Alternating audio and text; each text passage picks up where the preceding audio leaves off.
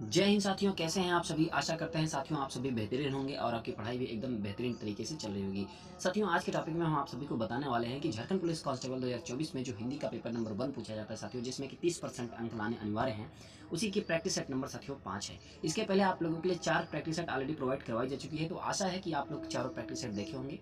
तो आइए इस वीडियो को स्टार्ट करते हैं साथियों बिना देरी किए हुए। पहला प्रश्न है साथियों, परशुराम ने मंदबुद्धि बालक किसे कहा है। श्री राम को, लक्ष्मण को, भरत को या फिर शत्रुघ्न को कहा है। किसको कहा है साथियों? तो लक्ष्मण को कहा है। परशुराम ने मंदबुद्धि बालक किसे कहा है? लक्ष्मण को कहा है।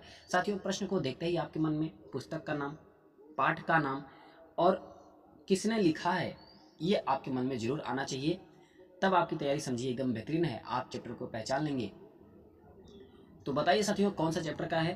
तो ये है ऑप्शन नंबर बी, लक्ष्मण को है। परशुराम ने मंद बुद्धि बालक परशुराम को कहा है। साथियों यह पाठ है राम लक्ष्मण परशुराम संवाद, जो कि क्षितिज भाग 2। क्षितिज भाग 2 का नाम आता है साथियों, तो 2 आपको खंड याद आने चाहिए, एक गद्य खंड, एक काव्य खंड। 2 खंड आपको याद आना चाहिए। तो साथियों यह राम लक्ष्मण परशुराम संवाद जो है यह काव्य खंड से लिया गया है। तुलसीदास जी की रचना है साथियों रामचरितमानस। उसी रामचरितमानस के बालकांड से लिया गया है यह राम लक्ष्मण परशुराम संवाद। ठीक है। अगला प्रश्न है साथियों, श्री कृष्ण के मित्र का क्या नाम है जो गोपियों को योग का संदेश देता है। अब श्री कृष्ण वाली कहानी किसमें है, गोपियों वाली कहानी किसमें है, तो ये सब देख के आपको ध्यान आना चाहिए साथियों। ये कौन से चैप्टर का है? बलराम, नंद, उद्धव या फिर अक्रूर। तो क्या होगा इसका राइट आंसर साथियों? तो उद्धव, श्री कृष्ण के मित्र का क्या नाम है? उद्धव नाम है, जो गोपियों को योग का संदेश देता है। तो उद्धव आपका बिल्कुल राइट आंसर होगा। अब साथियों यह पाठ का नाम है सूरदास के पद, जो कि सूरदास द्वारा रचित है। पुस्तक है साथियों क्षितिज भाग 2। अब क्षितिज भाग 2 का नाम आता है तो काव्य खंड और गद्य खंड 2 खंड हमें याद आने चाहिए। साथियों यह काव्य खंड का है। ठीक है। अब इनके 3 ग्रंथों सूरसागर, साहित्य लहरी और सूरसरावली में सूरसागर ही सर्वाधिक लोकप्रिय हुआ। माने तुलसीदास जी के 3 ग्रंथ हैं, एक सूरसागर, साहित्य लहरी और सूरसरावली, जिसमें से सूरसागर ही सर्वाधिक लोकप्रिय हुआ साथियों। और यहाँ सूरसागर के भ्रमर गीत से ये 4 पद लिए गए हैं। जो इस चैप्टर में चारों पद हैं ये भ्रमर गीत से ही लिए गए हैं। सुभाष चंद्र बोस की प्रतिमा में क्या कमी रह गई थी? अब प्रतिमा वाली बात से आपको क्या याद आता है? कौन से चैप्टर का है ये प्रश्न? टोपी नहीं थी, चश्मा नहीं था, प्रतिमा की ऊंचाई कम थी, रंग उचित नहीं था। तो साथियों इसका जो राइट आंसर बनेगा वो है चश्मा नहीं था। सुभाष चंद्र बोस की प्रतिमा में चश्मा नहीं था, यही कमी रह गई थी। साथियों यह जो पाठ है वो नेताजी का चश्मा पाठ है और पुस्तक है क्षितिज भाग 2। और जैसे ही क्षितिज भाग 2 आता है साथियों काव्य खंड और गद्य खंड छपना चाहिए, और यह जो है गद्य खंड से लिया गया है। कहानी है स्वयं प्रकाश जी की। ठीक है, स्वयं प्रकाश जी इस कहानी के लेखक हैं। साथियों आप सभी को हिंदी का जो सिलेबस है क्षितिज भाग 2 और कृतिका भाग 2, ये दोनों पुस्तकों का जो सिलेबस है, कौन सा चैप्टर किसमें है, ये हम आपको वीडियो के अंत में बताएंगे। पूरा सिलेबस के साथ आज प्रस्तुत हुए हैं, तो वो भी हम आपको रिवीजन करवाएंगे। इसके पहले आप लोगों के लिए प्रैक्टिस सेट नंबर 2 और 4 में हमने बताया हुआ है, लेकिन फिर भी प्रैक्टिस सेट नंबर 5 में हम फिर से पुनः रिवीजन करवा देंगे। अगला प्रश्न है साथियों, गोपियों ने किसके प्रति अपना प्रेम भाव व्यक्त किया है? श्री राम के, निर्गुण ईश्वर के, श्री कृष्ण के, उद्धव के। तो गोपियों ने किसके प्रति अपना प्रेम भाव व्यक्त किया है? तो साथियों श्री कृष्ण के प्रति। अब श्री कृष्ण, गोपियां और उद्धव, ये सब नाम सुन के आपके दिमाग में कौन से पाठ का छवि छप रही है? तो साथियों पाठ का जो नाम होगा वो सूरदास के पद होगा। पुस्तक है क्षितिज भाग 2 का काव्य खंड है। उनके 3 ग्रंथों सूरसागर, साहित्य लहरी और सूरसरावली में सूरसागर ही सर्वाधिक लोकप्रिय हुआ। यहाँ सूरसागर के भ्रमर गीत से ये 4 पद लिए गए हैं। ठीक है। लेखक की पुरानी आदत क्या थी? अकेले में गीत गाना, अकेले में सो जाना, अकेले में तरह तरह की कल्पनाएं करना, पुस्तकें पढ़ना। अब आप कहानी पढ़े होंगे तो आपके दिमाग में पुस्तक का नाम, पाठ का नाम और लेखक का नाम जरूर छपेगा। तो लेखक की पुरानी आदत क्या थी साथियों? अकेले में तरह तरह की कल्पनाएं करना, यही लेखक की पुरानी आदत थी। अब साथियों यह जो पाठ का नाम है वो लखनवी अंदाज है। पुस्तक है क्षितिज भाग 2 का गद्य खंड है। लखनवी अंदाज जो व्यंग है, इसके रचनाकार हैं साथियों यशपाल जी। ठीक है। नवाब साहब ने खीरे की फाकों को खिड़की के बाहर क्यों फेंक दिया था? कड़वी होने के कारण, खराब होने के कारण, खानदानी रईसों का अंदाज दिखाने के लिए, मूर्खता के कारण। तो किस कारण साथियों बाहर फेंक दिया था। अब नवाब साहब वगैरह खीरा वाली कहानी किसमें है साथियों? तो खानदानी रईसों का अंदाज दिखाने के लिए आपका बिल्कुल राइट आंसर होगा। अब साथियों ये प्रश्न देख के आपको पाठ याद आता है लखनवी अंदाज। पुस्तक है क्षितिज भाग 2 का गद्य खंड। लखनवी अंदाज जो व्यंग्य के रचनाकार हैं साथियों वो कौन है? यशपाल जी हैं। ठीक है, अगला प्रश्न है परशुराम ने गुरुद्रोही किसे कहा है? परशुराम, राम, लक्ष्मण, ये सब अगर नाम आते हैं साथियों तो आपके दिमाग में राम लक्ष्मण परशुराम संवाद का पाठ छपना चाहिए। तो परशुराम ने गुरुद्रोही किसे कहा है साथियों? लक्ष्मण को कहा है, क्योंकि लक्ष्मण ही वहाँ उनसे वार्तालाप ज़्यादा कर रहे थे। तो परशुराम ने गुरुद्रोही लक्ष्मण को कहा है। साथियों यह पाठ का जो नाम है वो राम लक्ष्मण परशुराम संवाद है और यह पुस्तक का नाम है क्षितिज भाग 2 का काव्यखंड है। तुलसीदास की रचना है रामचरितमानस, उसी के बालकांड से लिया गया है साथियों यह राम लक्ष्मण परशुराम संवाद। लेखिका के पिता लेखिका को घर में होने वाली बहसों में बैठने को क्यों कहते थे? अब आपने पाठ शायद पढ़ा होगा। वे उसे बहस करना सिखाना चाहते थे इसलिए वो कहते थे बैठने के लिए। वे इसे देश की स्थिति से परिचित कराना चाहते थे, औपचारिकता वश बैठने को कहते थे, लेखिका की इच्छा के कारण। तो लेखिका के पिता लेखिका के घर में होने वाली बहसों में बैठने को क्यों कहते थे? तो साथियों वो उसे देश की स्थिति से परिचित कराना चाहते थे इसलिए कहते थे। अब साथियों इस प्रश्न को देख के आपके दिमाग में पाठ का नाम छपना चाहिए कि यह पाठ है एक कहानी। यह भी पुस्तक है साथियों क्षितिज भाग 2 का गद्य खंड और इसको लिखती हैं मन्नू भंडारी जी की आत्मकथा है। मन्नू भंडारी जी इसकी लेखक हैं। ठीक है, लेखक ने खीरा खाने से क्यों इनकार कर दिया साथियों? खीरा खीरा आ गया तो आपके मन में कौन सा चैप्टर छपना चाहिए साथियों? आपके मन में लखनवी अंदाज जरूर छपना चाहिए। पुस्तक है क्षितिज भाग 2 का गद्य खंड है साथियों। ठीक है, और इसके लेखक कौन है? यशपाल जी हैं। तो भूख नहीं थी, आत्मसम्मान की रक्षा हेतु अहंकारी होने के कारण दूसरों की चीज खाना पसंद नहीं था, तो लेखक ने खीरा खाने से क्यों इनकार कर दिया? तो साथियों आत्मसम्मान की रक्षा हेतु उन्होंने इनकार किया। ठीक है, और पाठ का नाम है साथियों लखनवी अंदाज और पुस्तक है क्षितिज भाग 2 का गद्य खंड। लखनवी अंदाज व्यंग्य के रचनाकार हैं यशपाल जी। अगला प्रश्न साथियों बैठकों में होने वाली बहसों का मुद्दा क्या रहता था? अब बैठक वाली कहानी किसमें आती है साथियों? तो बैठक वाली कहानी एक कहानी यह भी पाठ में आती है और वह साथियों क्षितिज भाग 2 की पुस्तक है जो कि गद्य खंड से लिया गया है। राजनीतिक मतभेद, आपसी मतभेद, सामाजिक समस्याएं, साधारण विषय। तो बैठकों में होने वाली बहसों का मुद्दा क्या रहता था साथियों? राजनीतिक मतभेद, यही मुद्दा रहता था। और यह पाठ का नाम है साथियों एक कहानी। यह भी पुस्तक है क्षितिज भाग 2 का गद्य खंड। मन्नू भंडारी जी की आत्मकथा है। सन 1942 के आंदोलन के बाद देश का वातावरण कैसा था? आजादी की प्रतिमा वाला, अनिश्चितता का, मतभेदों से भरा, स्वतंत्रता संग्राम में भाग लेने वालों की होड़ भरा। तो क्या है साथियों राइट आंसर? और इस प्रश्न को देख के आपके मन में पाठ का नाम, पुस्तक का नाम और लेखक का नाम जरूर छपना चाहिए। तो क्या होगा साथियों? तो स्वतंत्रता संग्राम में भाग लेने वालों की होड़ भरा, ये आपका बिल्कुल राइट आंसर होगा। यह ऐसे ही वातावरण था सन 1942 के आंदोलन के बाद। और यह आंदोलन की बातें किस चैप्टर में हुई हैं साथियों? तो यह पाठ है एक कहानी। यह भी पुस्तक है क्षितिज भाग 2 का गद्य खंड। मन्नू भंडारी जी की आत्मकथा है साथियों। आप सभी साथियों अब वीडियो सेक्शन में जाइएगा, आपको वहां पे लगभग सारे चैप्टर हमने कंप्लीट करवा चुके हैं। क्षितिज भाग 2 का गद्य खंड, काव्य खंड का भी, गद्य खंड का भी और कृतिका भाग 2 का भी लगभग चैप्टर हमने कंप्लीट करवा चुके हैं। तो जो एक दो चैप्टर छोटे होंगे वो हम कंप्लीट करवा देंगे।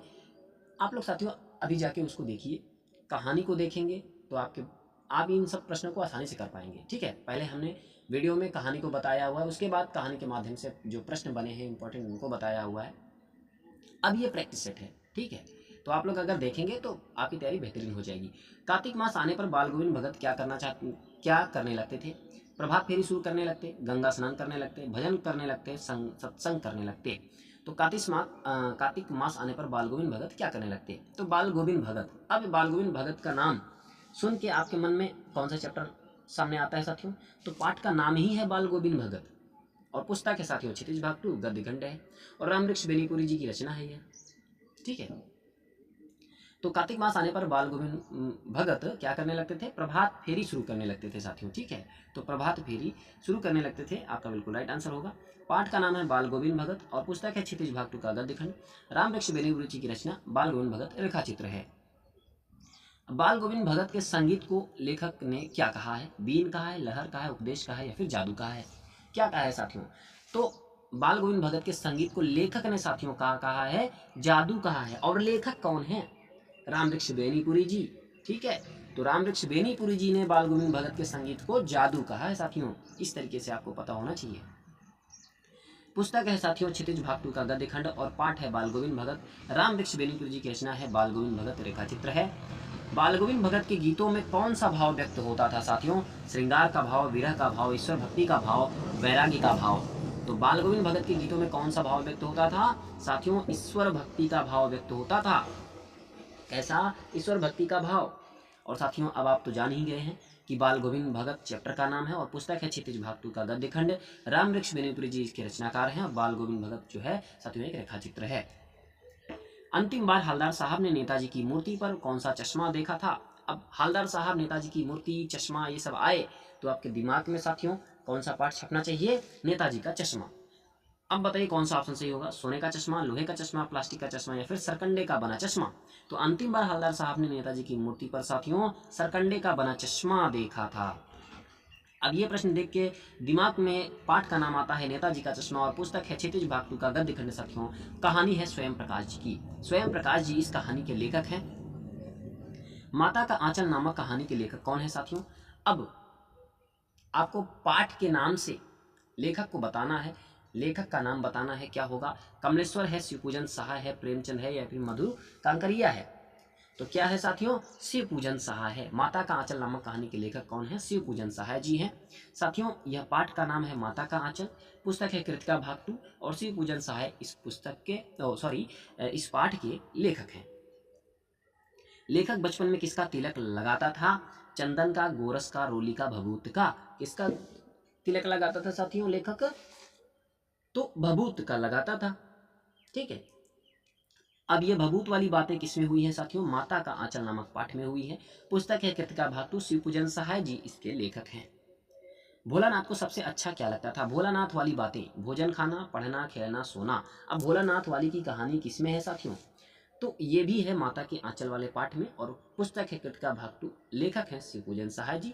अब साथियों इस प्रश्न का उत्तर देते हैं। भोलानाथ को सबसे अच्छा क्या लगता है? तो उनको खेलना जो है सबसे अच्छा लगता है। तो पाठ का नाम है माता का आंचल और कृतिका भागतु है, शिवपूजन सहाय इस पाठ के लेखक हैं।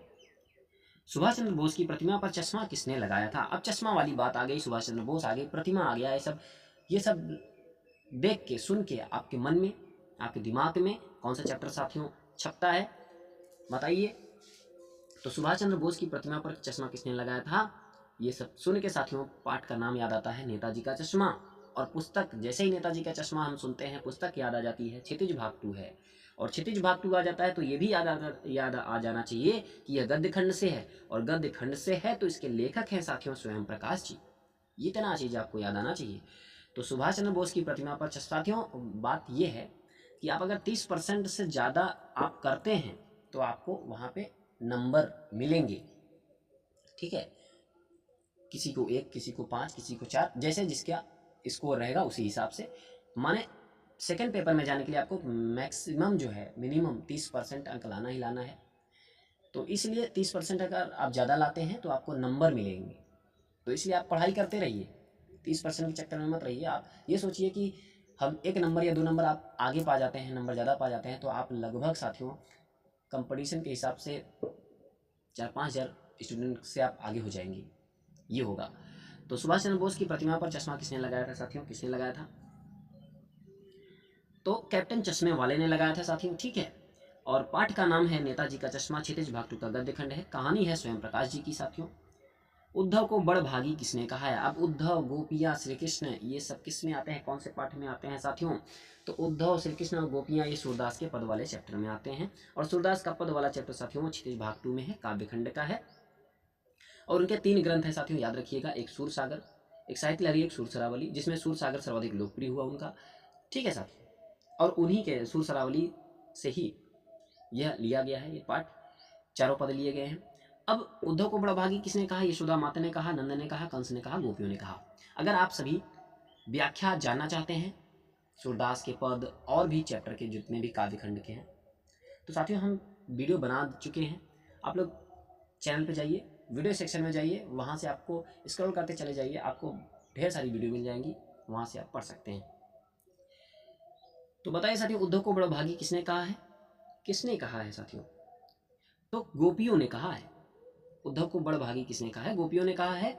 पाठ का नाम आता है साथियों सूरदास के पद, और पुस्तक है क्षितिज भागटू। और सूरदास के पद कह रहे हैं तो साथियों ये जो पद है, पद चैप्टर है, इसके लेखक यानी कवि हैं सूरदास जी, ठीक है।